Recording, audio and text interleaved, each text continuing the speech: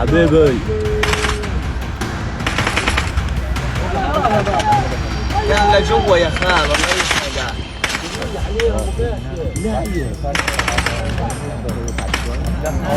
חבר'ה, תראו מה קורה בצה"ל, חברים. עושים אותנו, עושים לחברה, בבקשה. אגלה צה"ל שבעולם.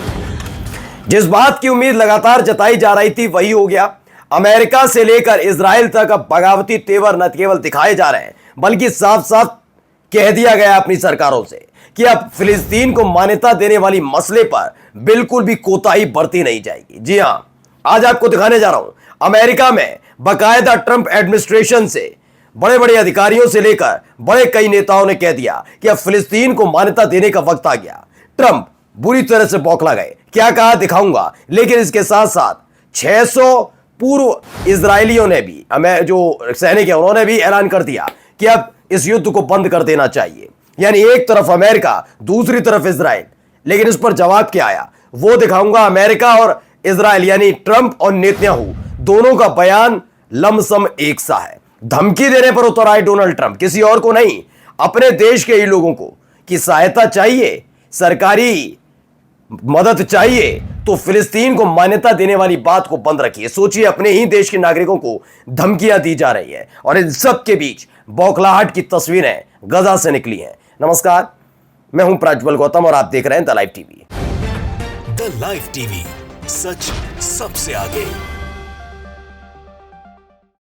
शुरुआत इस बड़ी खबर के साथ। 10 डेमोक्रेटिक मेंबर्स हैं, यूएस हाउस यानी कि सांसद हैं ये, उन्होंने एक बकायदा लेटर पर साइन किया है जिसमें दबाव डाला गया है ट्रंप एडमिनिस्ट्रेशन पर कि अब वक्त आ गया है कि फिलिस्तीन को एक मान्यता दी जाए, उसको पहचान दी जाए।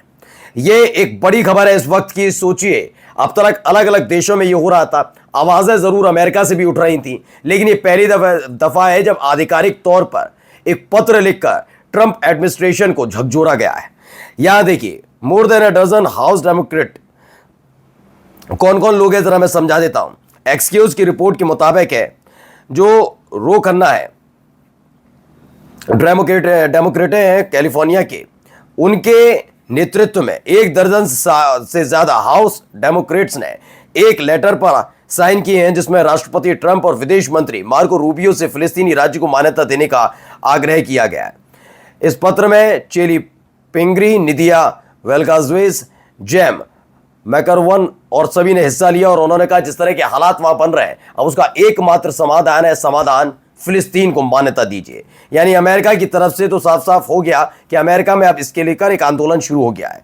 वहीं देखिए, 600 इजरायली सिक्योरिटी ऑफिसर्स हैं, रिटायर्ड हैं, उन्होंने भी ट्रंप को प्रेशर डाला है कि Trump to pressure Israeli government to end Gaza war, according to the Jerusalem Post. Jerusalem Post के मुताबिक 600 सुरक्षा व्यवस्था से जुड़े हुए पूर्व अधिकारियों ने ट्रंप से कहा है कि आप इजराइल की गवर्नमेंट पर दबाव डालिए कि अब वो इस युद्ध को, गजा वॉर को रोक दे। वजह, गजा में मारे गए सैनिक, वहां से लौट रहे सैनिकों का पागलपन, अपंगता, और तो और जिस तरह से गजा यानी फिलिस्तीनी भूख से तड़प रहे हैं, वैसे ही उनके अपने हमास के कब्जे में इजरायली बंदी भी तड़प रहे हैं। इसको लेकर भी दबाव डाला जा रहा है। देखिए, इसमें भी 100 ऑफ फॉर्मर इजरायली यानी 600 से ज़्यादा है, 600 से ज़्यादा इंटेलिजेंस एंड सिक्योरिटी ऑफिसर्स हैं। उन्होंने ट्रंप से कहा है कि अब वक्त आ गया है कि आप नेतन्याहू पर दबाव डालिए जैसे गजा में सीज फायर किया जाए। देखिए, भी retired security officials warn Israel on principles of defeat demand end to Gaza war. कहा है कि जिस तरह के हालात हैं, क्योंकि देखिए युद्ध तो हार रहा है इजराइल 22 महीने बीत जाने के बाद, जबकि इस देश, दुनिया के सबसे शक्तिशाली देश अमेरिका से हथियार मिलना और हर तरह की संभव सहायता होने के बावजूद भी 22 महीने में युद्ध को नहीं जीत पाया इजराइल। उसके बावजूद देखिए अब क्या खबर आई इसमें भी। देखिए, the Trump administration announce that US states, क्या है जरा अमेरिका की तरफ से बयान समझिए। इस बयान के मायने आप सुनते ही दहल जाएंगे। क्या कहा है, एक एजेंसी को एक बयान दिया गया, उसके मुताबिक ट्रंप प्रशासन ने ऐलान किया है कि इजरायली कंपनियों का बहिष्कार करने वाले जितने भी अमेरिकी राज्य हैं, जो अमेरिकी राज्य हैं, केंद्र तो कौन चला रहा है, ट्रंप, अमेरिका, लेकिन अमेरिका में जो 29 राज्य हैं, उन राज्यों का जिक्र हो रहा है कि इन अमेरिकी राज्यों में और जो शहर हैं जो ये सब कर रहे हैं कि वो इजरायली कंपनियों को बहिष्कार कर रहे हैं, उनको क्या नहीं मिलेगा, डिजास्टर प्रिपेयर्डनेस फंडिंग नहीं मिलेगी। ये अच्छी खासी रकम होती है किसी भी आपदा से बचने के लिए, यानी अपने देश के अलग अलग हिस्सों को वो आपदा में झोंक देंगे डोनाल्ड ट्रंप अगर इजराइल का विरोध किया। सोचिए ये हालात, ये अपने देश की चिंता करने वाला व्यक्ति है। अब खुद सोच रहे जो अपने देश के नागरिकों को धमका सकता है, उस आदमी से क्या उम्मीद करेंगे कि क्या वो फिलिस्तीनियों के बारे में सोचेगा। चलिए अगली खबर। बताया गया 7 Israeli soldiers died by suicide in July में अब तक 7 इजरायली सोल्जर्स ने सुसाइड कर लिया है। इसीलिए लगातार आवाज उठ रही है, इसीलिए इजराइल की तरफ से भी कहा जा रहा है कि अब ट्रंप की बारी है कि वो आगे आकर बेंजामिन नेतन्याहू की सरकार पर दबाव डालें कि किसी भी कीमत पर इस गजा वॉर को रोका जाए। ये खबर है, यानी बगावती तेवर अब हर तरफ देखने को मिल रहा है। लेकिन हो क्या रहा है जरा देखिए, यहां तमाशा देखते चलिए। ये हरकत करने के लिए जाने जाते हैं।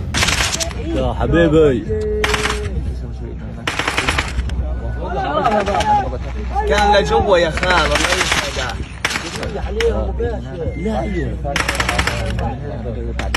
देखिए ये सारी चीजें वहां पर हो रही हैं। एक तरफ दबाव पड़ रहा है, दबाव इसीलिए पड़ रहा है क्योंकि इसी से थू भी इजराइल की हो रही है। कहा जा रहा है कि इजराइल में की तरफ से होते हुए, जिस भी देश से होते हुए या एयर एड भेजी जा रही है, वो गिर तो जाती है, मिल तो जाती है, लेकिन उस पर कब्जा इजरायली सैनिक कर लेते हैं और उसके बाद उसे सजा देते हैं। ये आओ लेने आओ, जैसे कोई लेने आता है उसे गोली मार देते हैं। ये उसकी वीडियो है। एक तस्वीर ये निकली दोस्तों, बेतहाशा धुआं। इजराइल ने बॉम्ब गिरा दिया एक स्कूल पर। दावा किया गया है कि उस दौरान इसमें कई बच्चे थे, जिसमें कई बच्चों की मौत हो गई और इसकी वाकई भयावह तस्वीर निकलकर सामने आई। वहीं देखिए, Israel closes 88% of investigation into war crime in Gaza without charges. दरअसल दिखावा भी किया गया, जब दबाव अंतर्राष्ट्रीय स्तर पर पड़ रहा था तो इजराइल ने कहा वॉर क्राइम के लिए एक कमेटी बिठा देते हैं, देखेंगे किस किस सैनिक ने, किस किस कमांडर ने, किस किस ब्रिगेडियर ने वहां जाकर वॉर क्राइम किया। वॉर क्राइम का मतलब निर्दोष लोगों को मार देना, तो हम करते हैं इसे बिना किसी रिजल्ट की।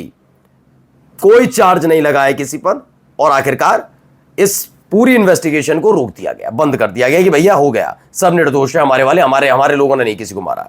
अब सुनिए इनको भी डोनाल्ड ट्रंप को क्या कहते नजर आ रहे, सुनिए।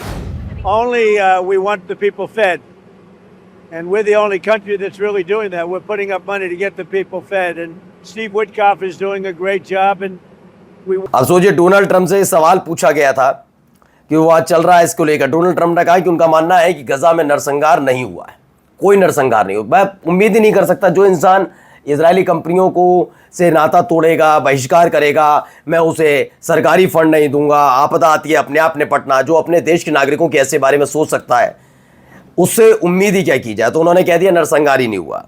लोगों को खाना उपलब्ध करा रहे हैं और वो चाहते हैं कि इजराइल उन्हें और भोजन उपलब्ध करा दे। बस ये एहसान करके छोड़ दिया ट्रंप ने। लेकिन ट्रंप और नेतन्याहू की भाषा एक सी क्यों है, जरा सुनिए। You don't know this. The protesters themselves, many of them don't even know what they're chanting. When they're chanting Free Palestine, they're saying really, destroy Israel, destroy the Jews. It's the modern equivalent of Heil Hitler. That's what it says. आप सोचिए क्या कह रहे हैं। जब ये चिल्लाते हैं फ्री फिलिस्तीन, तो वो इजराइल को खत्म करना चाहते हैं, इजराइल को बर्बाद करना चाहते हैं, यहूदियों को खत्म करना चाहते हैं। लेकिन एक चीज मुझे बताइए कि अगर ऐसा है तो गलत क्यों है? क्या किसकी जमीन पर आप आकर बसे, ये भी आपको बताना होगा। अब आइए, ये देखिए हरकतें देखिए, वेस्ट बैंक के अंदर इनका सैनिक क्या कर रहा है। ये है असलियत इनकी, चोरी कर रहा है वेस्ट बैंक में।